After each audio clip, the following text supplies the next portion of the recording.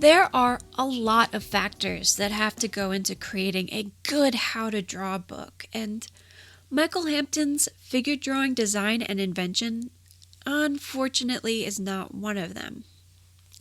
I know, I can hear you yelling at your computer screens, arguing that Michael Hampton has arguably one of the best anatomy courses to date. And while this is true, I have to admit it, I have some major nits to pick with this book. So today, I'll be talking about why Michael Hampton's book, Figure Drawing Design and Invention, isn't as good as I had hoped. I've spent a lot of time poring over bookshelves trying to find a how-to-draw anatomy resource that was simple enough for those of us who hadn't dedicated themselves to spending an additional 12 years of their lives learning this to become a doctor or surgeon, while simultaneously being a book that gives you enough information to understand all of the elements of the human body that appear or are at least hinted at skin level. Here sits the somewhat foggy line between a smart enough, while also dumb enough, anatomy book to suit the needs of someone like me. I don't need a lot of fancy words that will only serve to confuse my dyslexic high school reading level self, or complicated systems going into depth about the nervous system or how exactly skin works. I just need the Spark Notes version of anatomy to sum up what I need to be a crappy artist in the 2000s. Now, if you're a fan of Michael Hampton's book, I understand why you like it. I originally thought really highly of this book, and for good reason. It starts off strong, like a kick in the face, telling you that this book is worth reading. And at first glance, it seems worth it. But you needn't go further than the table of contents to see where the problem stems from. There are, and count it, 32 subtitles under anatomy. And yes, I counted twice. This chapter goes over the anatomy and muscle structure of the torso. And while this portion of the book is fabulous, and it does a great job of going into great detail without bogging you down with a lot of confusing or useless information.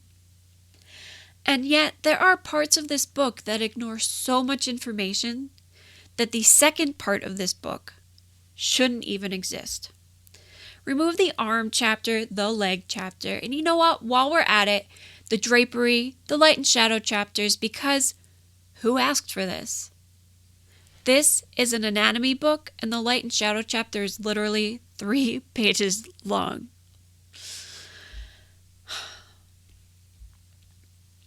And you'd have a halfway decent book, too. It would be incomplete, but did Hampton have to write the last part of this book as quickly as possible? Was he on a tight deadline, or did he write it at gunpoint and said, screw it, I'm calling it done? I've never seen a lazier chapter done by such a great artist. The only books that come to mind that pack less punch PSI are George Bridgman's compilations, first printed in 1920. That's 99 years ago. But I do have a deep respect for this man. I mean, come on. I have never seen someone use this many lines to describe something so simply. I am referring to his artwork here, but we could talk about his writing. I have to admit, reading George Bridgman makes my brain hurt. While we're asking for miracles, can someone please flourish Bridgman's writing for idiots like myself who don't want to read 2 sentences describing something we could easily say in just a few words? There seems to be a pattern here. But remember when I said I have a high school reading level? Well, I definitely did not major in old-timey-wimey literature. So, when we first set sail on Hampton's great yet terrible journey, I guess we should start at chapter 1. Like I said, he starts off strong with gesture drawing, and for a figure drawing book, this is a surprisingly good place to start. Gesture ultimately teaches us how to draw dynamic figures. And if we only focus on anatomy and proportion, art would be devoid of feeling or a sense of place and urgency. He goes on to Chapter 2 describing landmarks of the human body, which are the ways we can see the underlying structure of our bodies at skin level.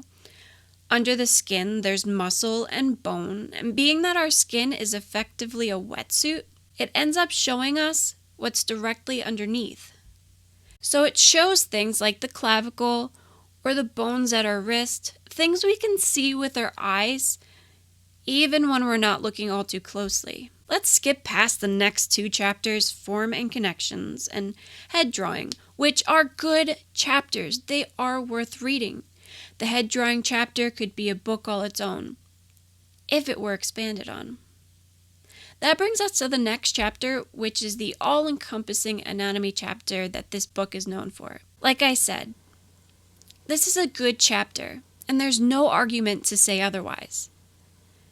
It has a good array of drawings that help supplement the text in a meaningful way.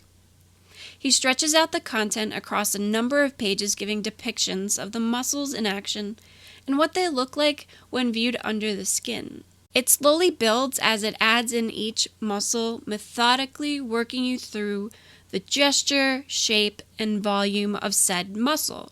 This terminology is being taken directly from the book. So when we turn to page 129, we transition into the chapter dubbed The Arm. And while the first few pages are fine, at page 133 it starts to fall apart.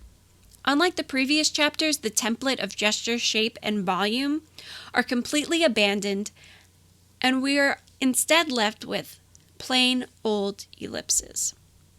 Why we're suddenly reducing muscles down into mere ellipses instead of describing the complex forms the way we did in the anatomy chapter is beyond me. This is very confusing and doesn't give much context as to exactly what we're looking at. On page 136, we're given 3 terms. It can only be assumed they're supposed to relate to the front, side, and back drawings of the arm muscles on the next page. Once again, only displayed as ellipses. On this page, we're met with at least 9 muscles, and although they're color-coded, I have nothing but the 3 terms to go off of, leaving most of the muscles unnamed. The rest of the chapter is just a series of drawings of the arm, which I did not find enlightening. And as bad as the arm chapter was, the leg chapter is even worse. We are met with 24 pages of meh. Hampton's drawings look great, and they seem to be trying to show us something, but the drawings alone don't provide much for a beginner artist.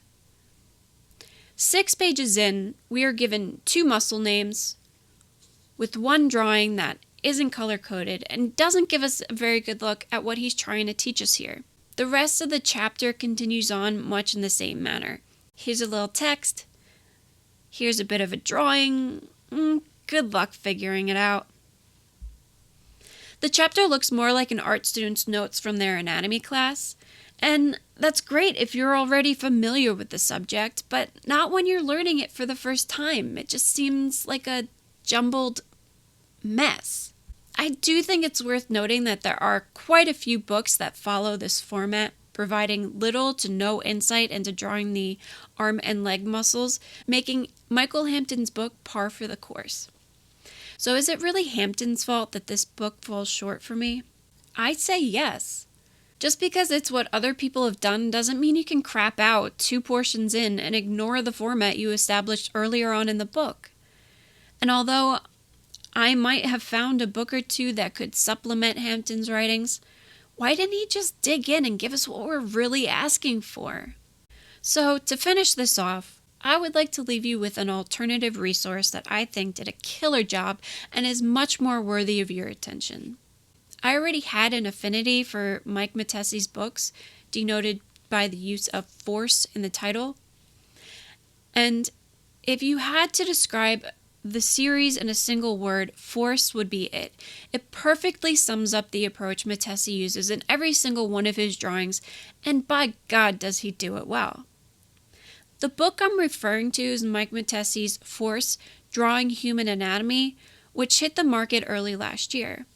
If you're in need of an anatomy reference book, check this one out instead. That will be all for today. Thanks for taking the time to look at this video. If you liked the video and would like to see more, please comment below. Hit the like button, subscribe, and turn on notifications. While you're at it, share this video with all of your artist friends. See you next time.